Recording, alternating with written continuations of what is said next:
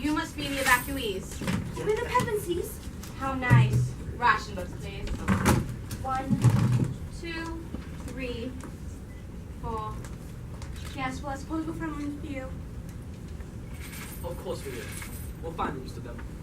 Welcome, children, welcome. I am very glad that you've come to stay with us, and I hope your holiday here is a very happy one.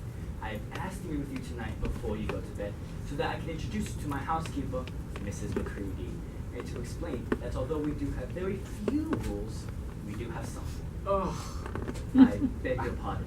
And you are? oh, Edmund. Sir, you idiot. Edmund, sir. You idiot. I remember you, man. You must be Peter.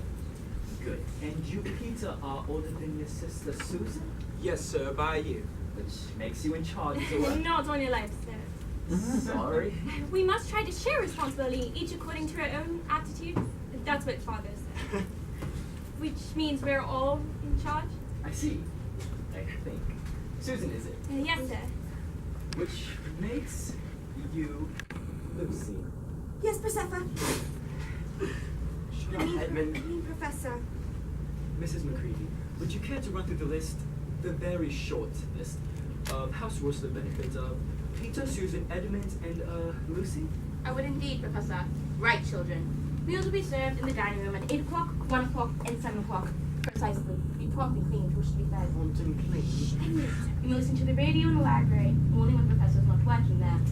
Bedtime is at 9 p.m., lights out to 9:30. Do not let me get you out of bed after lights out.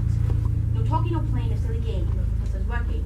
Or after bedtime, or when the visitor's in the house, or before breakfast, or between times of 9 and 12 in the morning and 1 and 6 in the afternoon.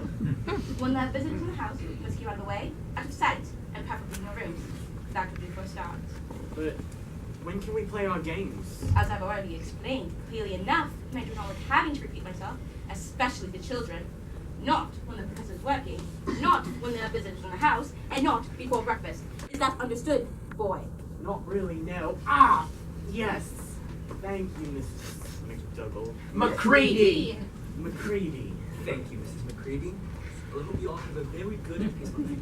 See you at breakfast. Good night, sir. Now, don't let me put you to bed. Good night to you. Good night, Mrs. McCready.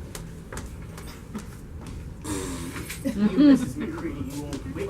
Oh, get off, you get off. Get us all thrown out, you ill-behaved little monster. You really are a nasty boy, Edmund. Oh, come off it, you two. She deserved it. That professor's a silly old man, and that Mrs. McCready's a horror.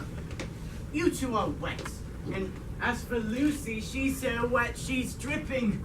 Yes, Persephone, indeed. Oh, that's not fair. I was a bit afraid that soul's not that easy meeting strange people in a strange house. Leave Lucy alone, Edmund. Oh, get lost. I'm going exploring, so there. You can't. You'll get us all thrown out. Who cares? Go after him, Peter. Oh, why should I? Because somebody around here's got to be responsible.